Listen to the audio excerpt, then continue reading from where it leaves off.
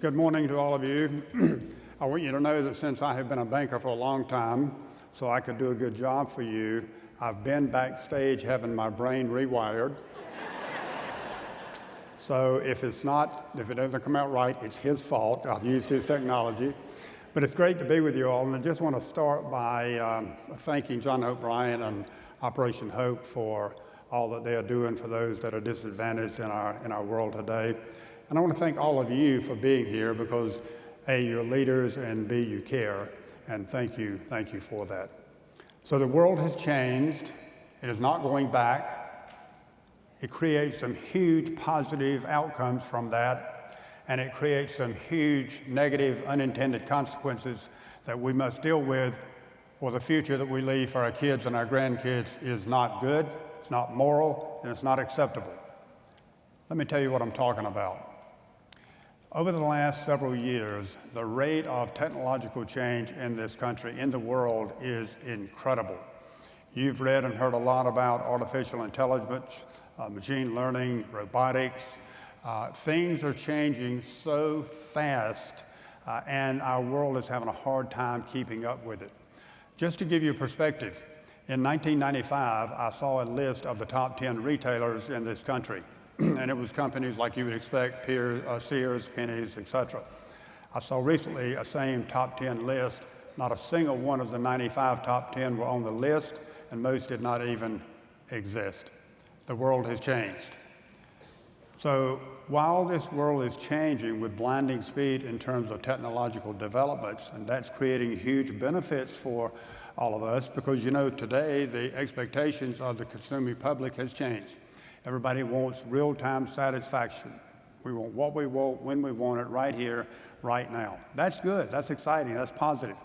But what's challenging is what's happening to our workforce.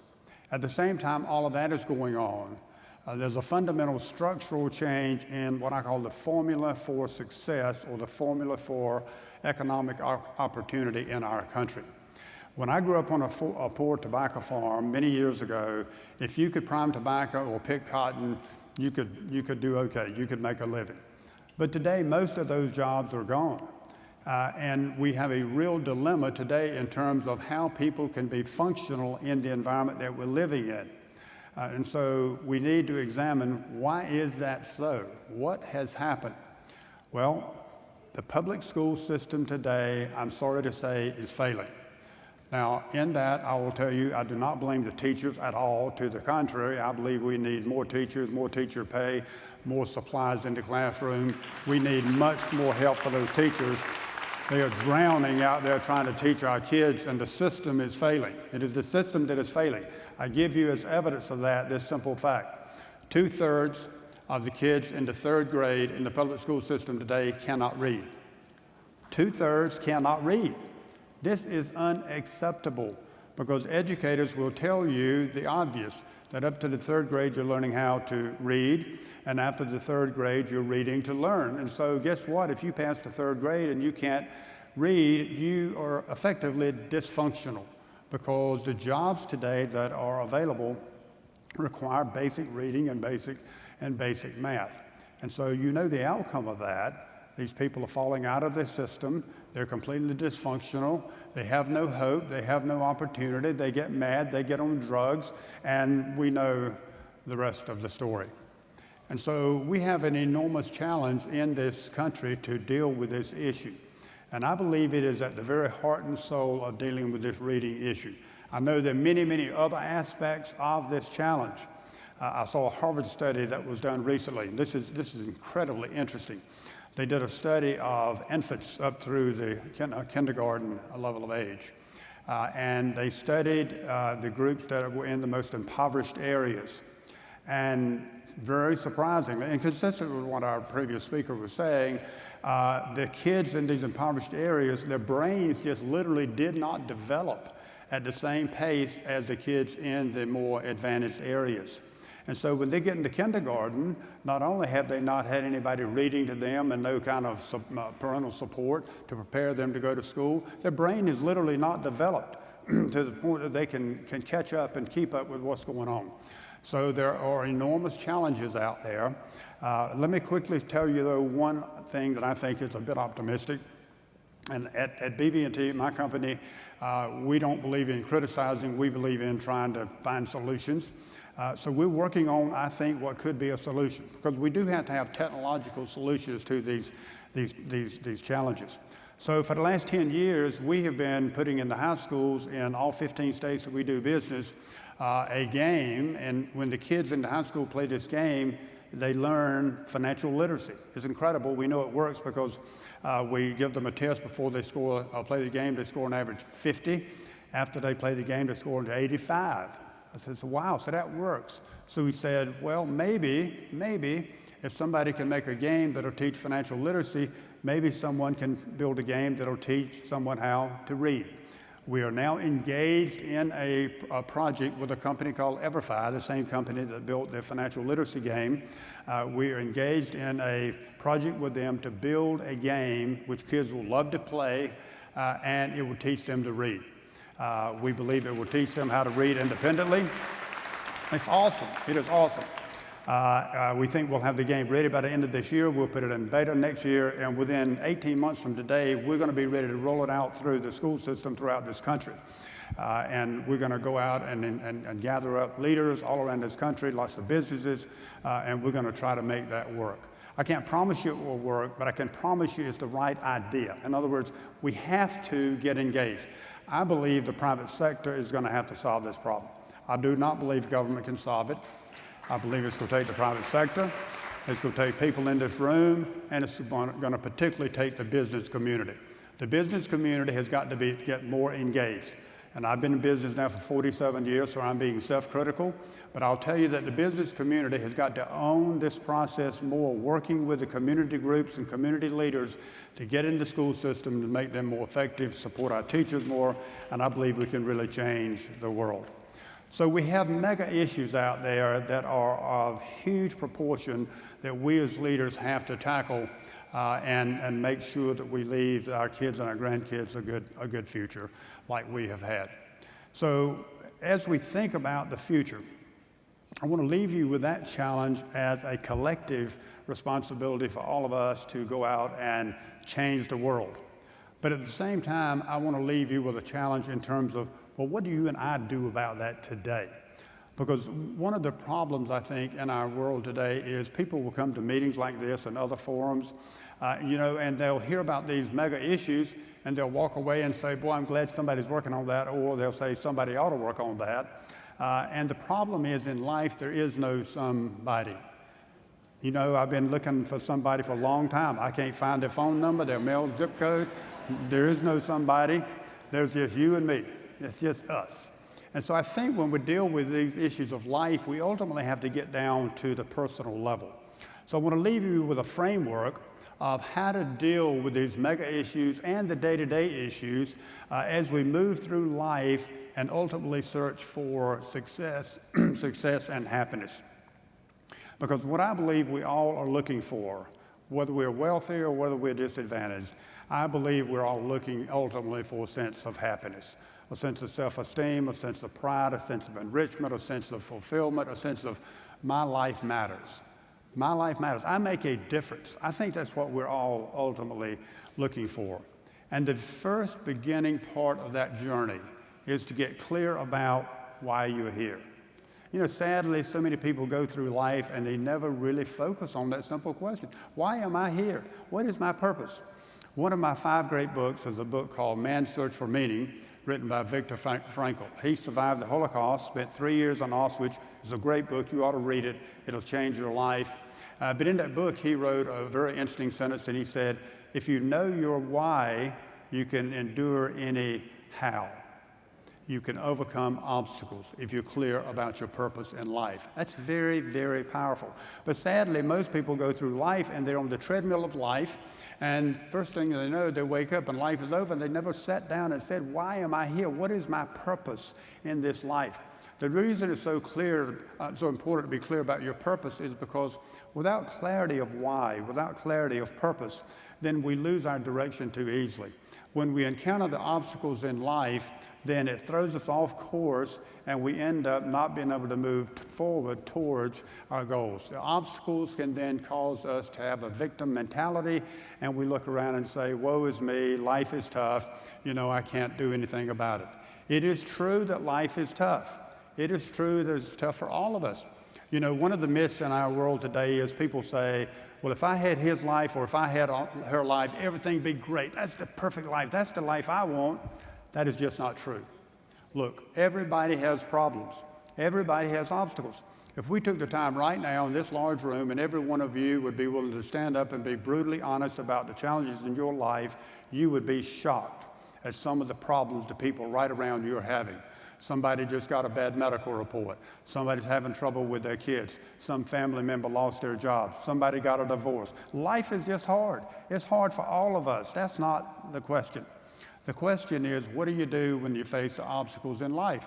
And when you have a clarity of why, a clarity of purpose, then it gives you that sense of direction, that sense of energy to move forward and continue towards accomplishing your goal in life. And when you can move towards accomplishing your goal in life, your purpose in life, then you will be able to be successful for sure, but much more importantly, you will be a happy person. And there are certain characteristics that I have observed over these 47 years now that I've been a banker. I've studied outstanding performers a lot. And I want you to walk out of here today with a sense of what those are, because I believe if you will write these down and if you will go back and apply these, it will make you more successful and it will help you change the world, which is my hope when I walk off this stage today, that you feel a little more empowered to go out and change the world. The first characteristic of outstanding achievers is that they believe absolutely and completely in what it is they're trying to accomplish. You take Olympians, for example, who will practice 8 to 10 hours a day, 7 days a week, 52 weeks a year for years and years and years. You won't find those folks running around saying, maybe I can be number 13 in the world. They believe to their toes that they can and will be number one. And it is that deep belief in what they are trying to do, that deep passion that drives them to the second characteristic of outstanding achievers, and that is that they commit. They commit the time and energy and resources to make it happen. Because you see, if you believe deeply in something, if you believe in what Operation Hope believes in, if you believe in what Robert Crandall said, if you believe in why you're here, if you're passionate about it, then you will be committed to do something about it. Now, you like I have heard people say, I believe in this or I believe in that, and then you watch what they do and you find out they don't really do anything. What does that tell you? It tells you they don't deeply believe in what they're trying to accomplish. But if you believe deeply in it and you commit the time and energy and resources to move towards it, then you will carry out the third characteristic of outstanding achievers, and that is you train yourself so that you have the best skills in what you're trying to do. You see, at the end of the day in life, in the real world, whether you're successful or not is dependent on whether you have the best skills. So whether you're a golfer or a banker or a lawyer or whatever you do, if you have the best skills, you have the best chance of being very successful and happy. But if you don't train relentlessly, you won't have the best skills. And if you don't believe deeply in what you're trying to accomplish, you're never going to spend the time to train to have the best skills. Education gets you those skills. And the fourth characteristic of outstanding achievers may be the most important, and that is that you enjoy the journey. And by that, yes, I mean having fun and laughter during the day, but at a deeper level, I mean a sense of enrichment, a sense of empowerment, a sense of joy, a sense of my life matters. I am making a difference while I am here on this earth.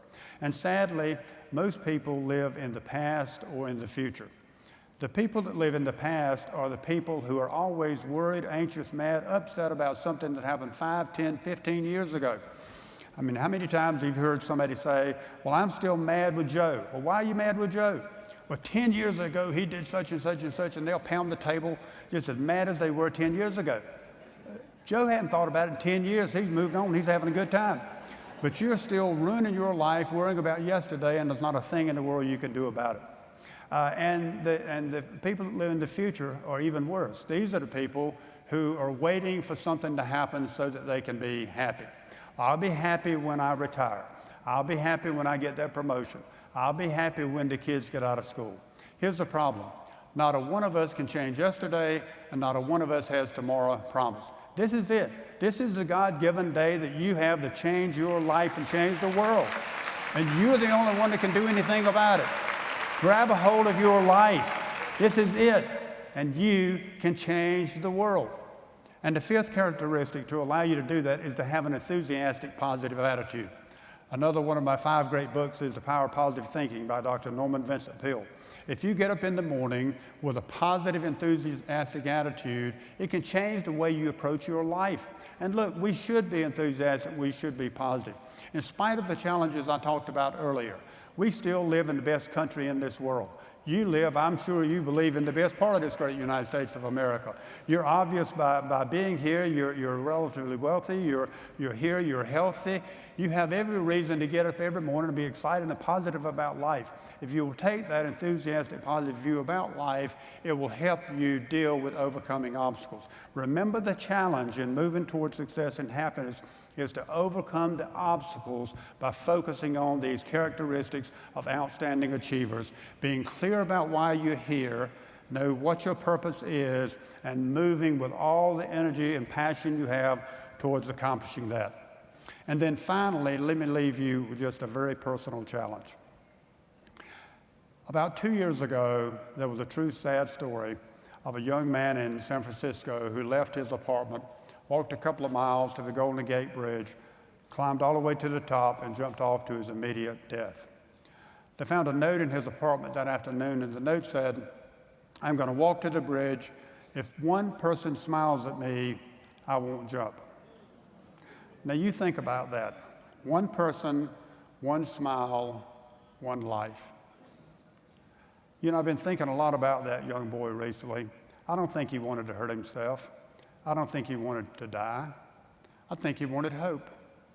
I think he believed that if one person smiled at him, maybe there would be 2. And if there were 2, maybe there would be 3. And if there's 3, maybe there's hope. You know, maybe my life's worth living. Maybe tomorrow will be a little better. And you and I have the chance every day to plant seeds of hope. Here's a challenge. You get up every morning and try this for just a few days. It'll be a blessing for you. When you're getting ready, imagine that someone hands you a handful of imaginary seeds. These are seeds of hope. And every time you go out and do something special for someone, starting with your loved ones, a pat on the back, a smile, a "hey, how are you?" and really mean it. You take one of those little imaginary seeds and you throw it down on the ground. You just planted a seed of hope. And if you will do that every day throughout the course of your life, as your life draws close to an end, you won't get it perfect every day. Nobody does. But you'll be able to look back over your life and you'll see all those little seeds, the seeds of hope that you planted.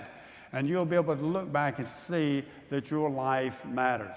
So my hope and prayer for you is this. You get up every day, clear about why you're here, know your purpose, being committed to being an outstanding achiever, achieve all that you can achieve, and go out every day and plant every seed of hope that you can. Thank you very much. God bless you.